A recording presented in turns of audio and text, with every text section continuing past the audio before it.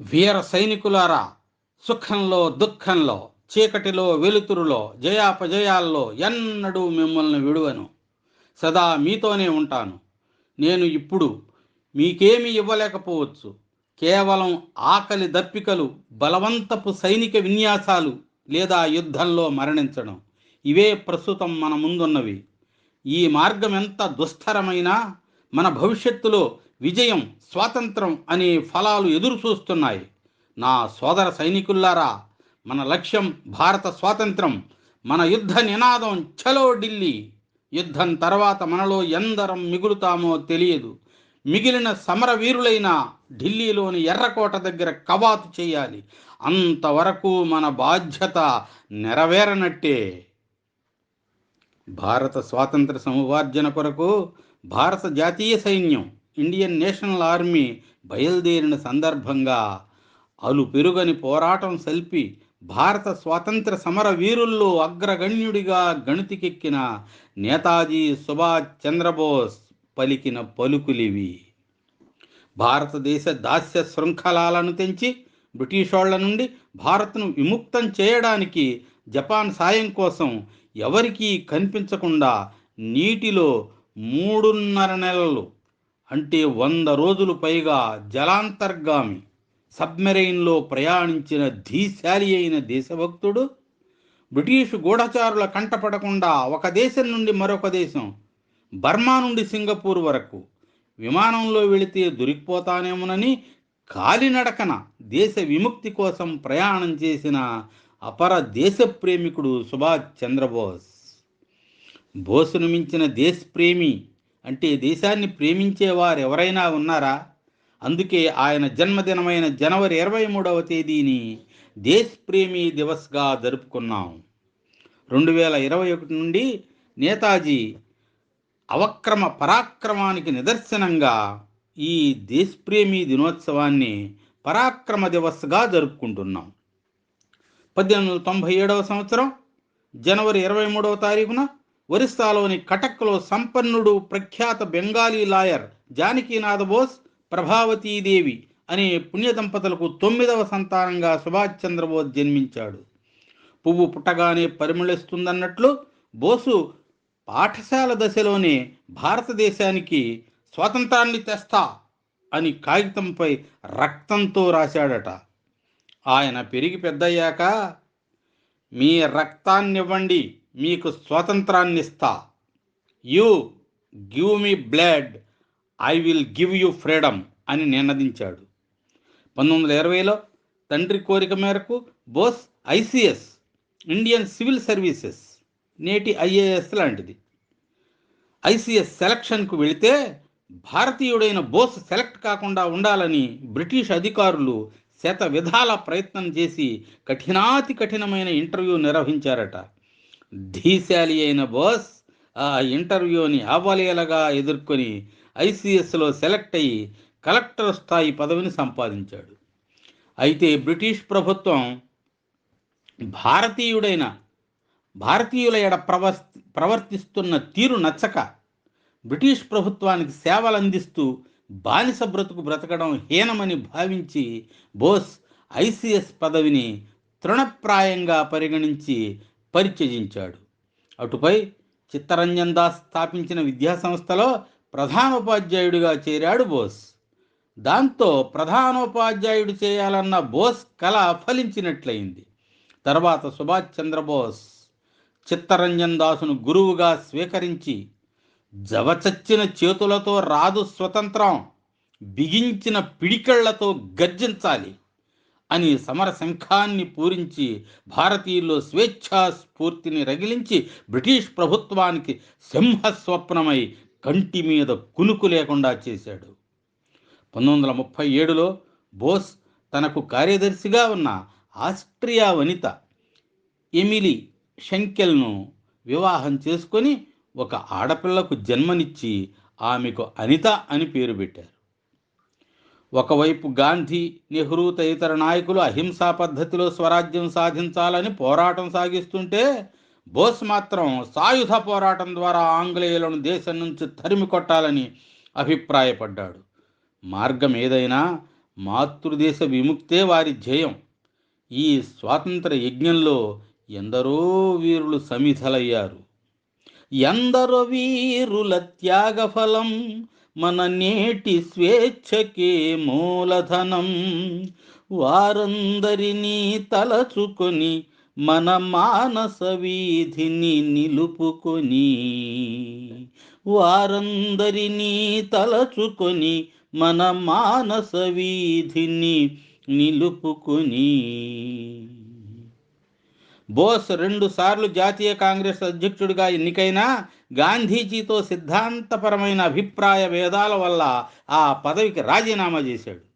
కేవలం అహింసా పద్ధతే స్వాతంత్ర సాధనకు సరిపోదని, పోరుబాట కూడా ముఖ్యమని బోసు భావన.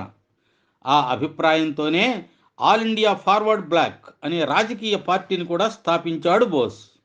సమర్థవంతమైన నాయకత్వంతో ఒక ప్రత్యేక తరహాలో భారత జాతీయ సైనికులను ఆయత్తపరిచి ఆ సైనికులచే అభిమానంగా నేత అని పిలువబడి నేతాజీ సుభాష్ చంద్రబోస్గా చరిత్రలో ప్రసిద్ధికెక్కాడు మన బోసుబాబు. భారత యుద్ధ ఖైదీలు, రబ్బరు తోటల్లో కూలీలు, ఔత్సాహికులతో భారత జాతీయ సైన్యం ఇండియన్ నేషనల్ ఆర్మీని ఏర్పాటు చేసి అవిశ్రాంతంగా పోరాడిన సమరయోధుడు నేతాజీ. బంకించంద్ర చటర్జీ వందే మాతరం లాగా నేతాజీ సృష్టించిన జై హింద్ నినాదంతో భారతదేశం మారుమోగిపోయింది. దేశ స్వాతంత్రం కోసం బోస్ పడే తపన చూసి 1,00,000 మంది పైగా ఆజాద్ హింద్ ఫౌజ్లో చేరారు. బోస్ ప్రారంభించిన ఫార్వర్డ్ బ్లాక్లో తీవ్రవాదం ఉందని, బోస్ తీవ్రవాద చర్యలు చేస్తున్నాడని బ్రిటిష్ వాళ్ళు బోసును 1921-41 మధ్య కాలంలో 11 సార్లు జైల్లో పెట్టారు. తర్వాత గృహ నిర్బంధం చేశారు. గృహ నిర్బంధం నుండి తప్పించుకొని మారువేషంలో తిరుగుతూ జనంలో స్వాతంత్రేచ్ఛ రగులు కొలిపాడు నేతాజీ. ఆయన గృహ నిర్బంధం నుండి తప్పించుకొని 100 రోజుల పాటు నీటిలో జలాంతర్గామి సబ్మెరీన్లో ప్రయాణం చేసి జపాన్ చేరుకొని వారి సహాయం అందించాడు. బోసులోని నిజాయితీని గుర్తించి జపాన్ సాయం చేయడానికి ముందుకొచ్చింది. దేశం కోసం ఇంత తపన పడిన నేత నభూతో న భవిష్యతి.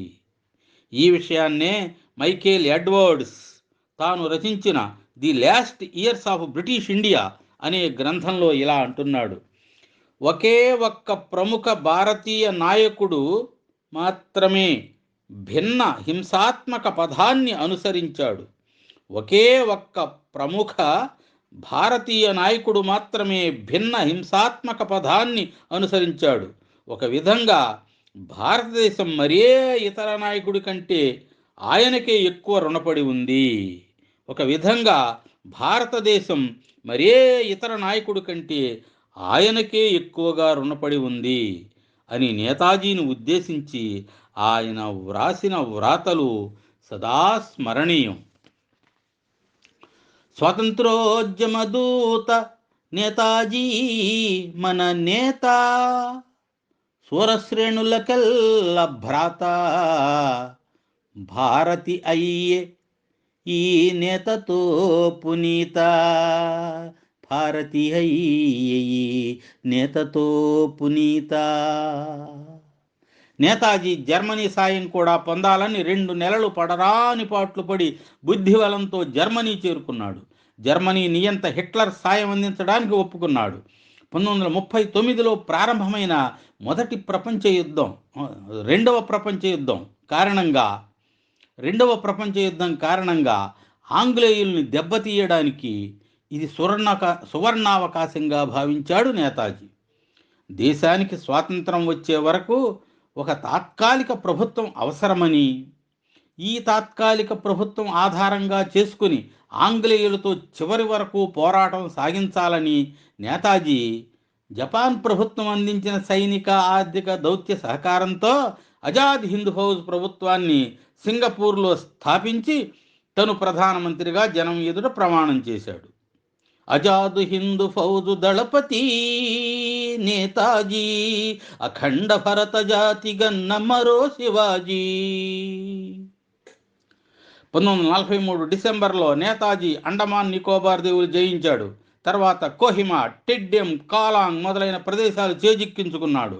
1944 మార్చి 21న భారత జాతీయ సైన్యం భారత్ బర్మా సరిహద్దులు దాటి భారత భూభాగంలోకి ప్రవేశించింది. కొద్ది వారాల్లోనే మణిపూర్ రాజధాని ఇంఫాల్ శివారు ప్రాంతాలకు చేరుకుంది. ఇక్కడ భారత జాతీయ సైన్యం బ్రిటిష్ సైన్యాల మధ్య భీకర పోరు జరిగింది. సరిగ్గా అదే సమయంలో ప్రకృతి మాత ఆజాద్ హింద్ ఫౌజ్కు తోడ్పడలేదు. వేసవి పూర్తి కాకముందే వర్షాలు ప్రారంభమయ్యాయి. దాంతో ఆజాద్ హింద్ ఫౌజ్ సైన్యం అనేక చిక్కులు ఎదుర్కొంది. బ్రిటిషు సైన్యానికి దన్నుగా వాయుసేన రంగంలోకి దిగింది. రెండవ ప్రపంచ యుద్ధంలో జర్మనీ, జపాన్లు ఓడిపోయాయి.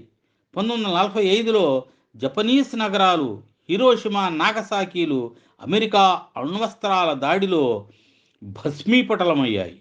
దాంతో జపాన్ నుండి సహాయం ఆగిపోయింది.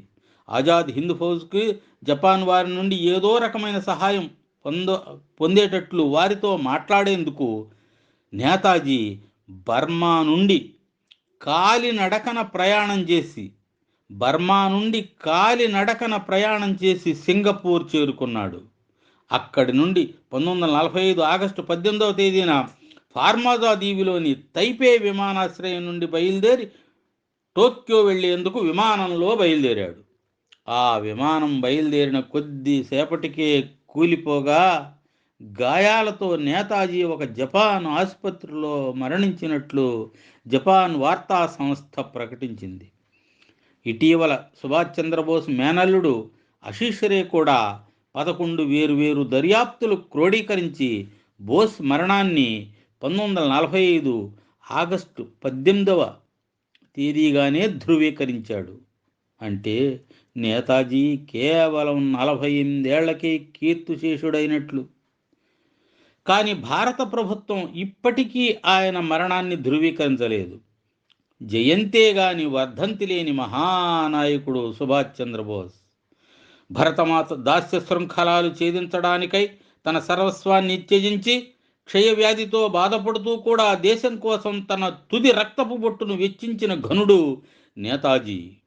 దేశభక్తి గల వీరుడు, స్వతంత్ర సమరయోధుడు, ఆదర్శనీయుడు, స్ఫూర్తిదాయకుడు మన నేతాజీ మహానాయకుడు మన నేతాజీ. 1992లో నేతాజీకి మరణానంతరం భారతరత్న ప్రదానం చేస్తూ భారత ప్రభుత్వం ఇచ్చిన నోటిఫికేషన్ను సుప్రీంకోర్టు క్యాన్సిల్ చేసింది. ఆయన మరణించినట్లు ప్రభుత్వం నిరూపించలేకపోయినందున సుప్రీంకోర్టు ఆ నోటిఫికేషన్ను రద్దు చేసింది. నేతాజీ సుభాష్ చంద్రబోస్ యొక్క నిరుపమాన పరాక్రమం, ధైర్య సాహసాలు, త్యాగ నిరతి, నిజాయితీ, దీక్ష, పట్టుదల, అకళంక దేశభక్తితో దేశం కోసం పరితపించడం వంటి గుణాలు నేటి యువతకెంతో స్ఫూర్తినిస్తాయి. బాలబాలికలకందరికీ నేతాజీ జీవితాన్ని వివరించి చెప్పి వారిలో విలువలు పెంపొందించాలి. అంతటి మహానాయకుడైన నేతాజీ సుభాష్ చంద్రబోస్కు 126వ జయంతి సందర్భంగా ఘన నివాళులు అర్పిద్దాం. జై హింద్ నినాద సృష్టికర్తకు జై హింద్. జై హింద్.